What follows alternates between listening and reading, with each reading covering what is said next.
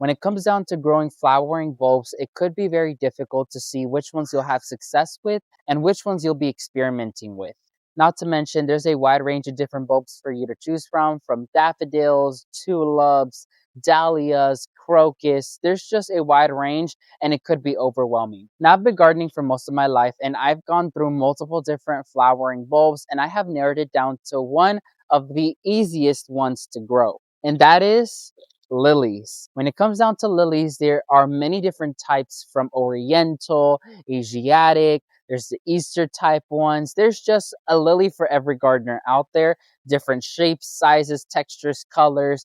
There's just a lot to choose from.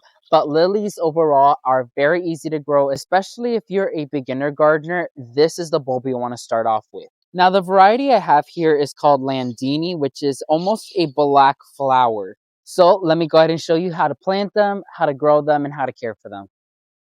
So coming to number one, we'll be discussing about when is the best time to plant bulbs. Now this varies depending on the bulb. Some of them require to be planted in the fall so they could have a cold period so they could set flowers like tulips, daffodils, anything like that you have to plant in the fall before spring arrives. Some bulbs, on the other hand, like lilies, need to be planted in the spring because they don't require a cold temperature to set flower. Now, lilies in particular, here in South Florida, we could grow them in the soil because we treat them as annuals. We could attempt to grow them year by year in containers, which is what I'll be trying to do in this case. Coming to number two is to choose the lily for you. Like I mentioned, there's a wide range of different varieties for you to choose from. Me personally, I love Oriental double lilies.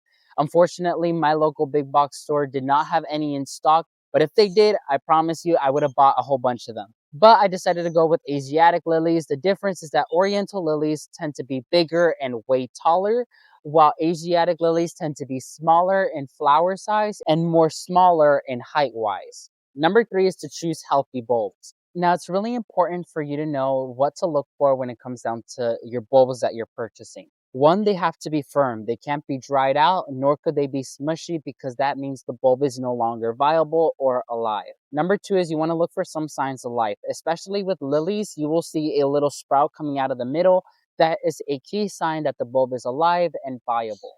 And of course, you want to prevent any type of bulbs that have any early signs of mold or any type of disease on them. So just keep an eye out for healthy bulbs that have signs of life so you can grow them. Number four is to make sure you grow them in a good medium.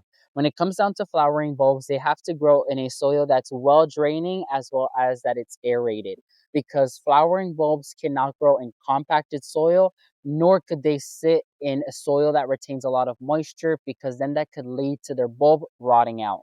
Number five is you want to make sure you plant them at the right depth. In this case, since we're growing them in a controlled environment or in a container, I'd recommend planting them about 2 to 3 inches below the soil surface.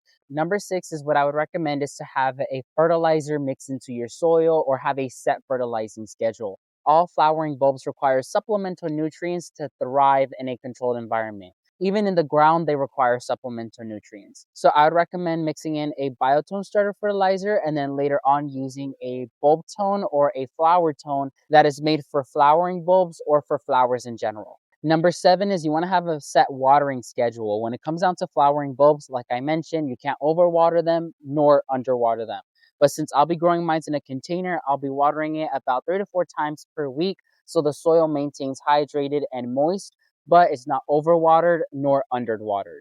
So you just have to have a set watering schedule to where the soil maintains in the middle, moist but not soaking wet, but not bone dry. From here, all you do is watch your bulbs grow, set buds, and bloom these gorgeous, breathtaking flowers that you will get to enjoy in your garden.